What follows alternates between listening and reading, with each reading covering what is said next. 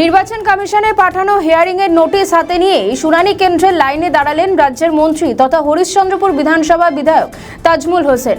আজ নির্ধারিত শুনানির দিনে তাকে দীর্ঘক্ষণ লাইনে দাঁড়িয়ে থাকতে দেখা যায়। শুধু মন্ত্রী নয়, তার পরিবারের একাধিক সদস্যকেও একইভাবে লাইনে দাঁড়াতে দেখা যায়।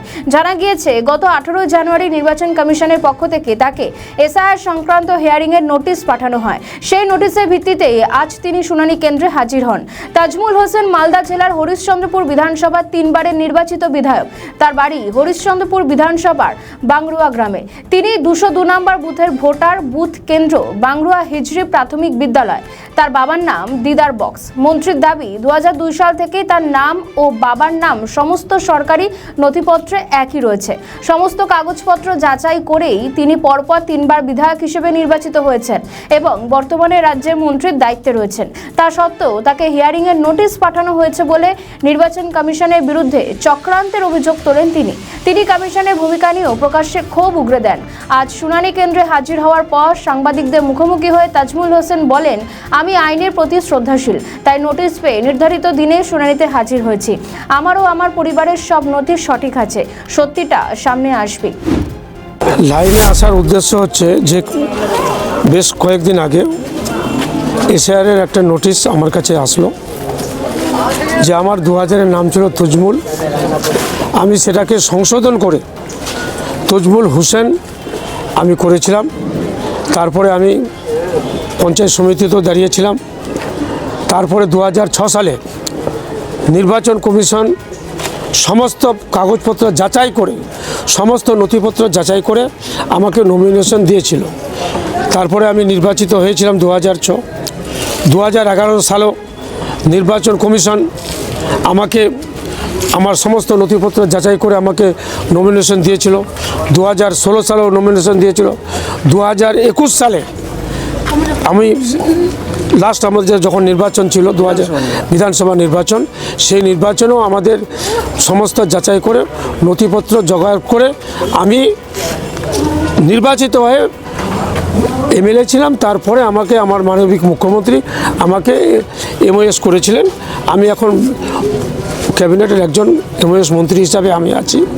তা সত্ত্বেও কেন্দ্র সরকার যে হিসাবে উদ্দেশ্যমূলক হিসাবে বঞ্চিত হিসাবে যে ভোটার তালিকা থেকে তাদের যে হয়তো কিছু নাম পশ্চিমবঙ্গ থেকে মানুষকে বাদ দিয়ে তাদের যে ষড়যন্ত্র করে, তারা যে ক্ষমতা আসার যে চক্রান্ত, এই চক্রান্ত এসআইআরের নাম করে তারা যে হিসাবে মানুষকে হয়রানির শিকার করছে। দেখতে পাচ্ছেন লাইনে কিছুদিন আগে দেখতে পেলাম, 2-1 দিন আগে একটা বয়স্ক মহিলা 80 বছর 90 বছরের মহিলা, তাদেরও এই লাইনে এসে তাদেরকে হয়েছে। তারা কেউ কেউ হাসপাতালে আছে, কেউ কেউ হয়তো মারা গেছে।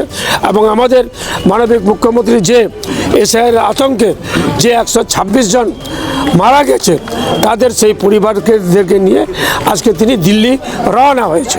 দাদা, আপনার পরিবারে কতজনের নামে এই হিয়ারিং? আমার ভাইরা দেখতে পাচ্ছেন, আমার হাজি সাহেব ভাই, আমার ছোট ভাই, আমার মেজো ভাই, আমার একটা প্রধান ভাই, সবাই গোটা ফ্যামিলির নামে এই হিসাবে এসআইআরের নাম করে, এই যে এসআইআরের নাম করে আমাদেরকে নোটিশ দিয়েছে।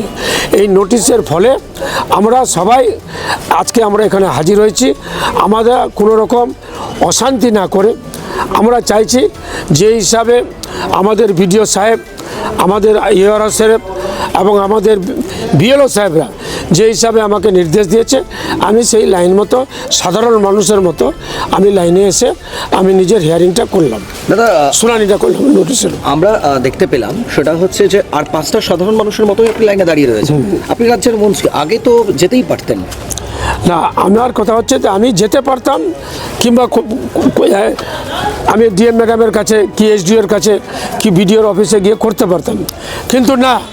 আমার কথা হচ্ছে যে সাধারণ মানুষ যখন এই লাইনের মধ্যে আছে, আমিও একজন সাধারণ মানুষ, আমি সেই সাধারণ মানুষের মতো দাঁড়িয়ে থেকে সবার সাথে সহযোগিতা করে এবং আমি লাইনে থেকে করেছি।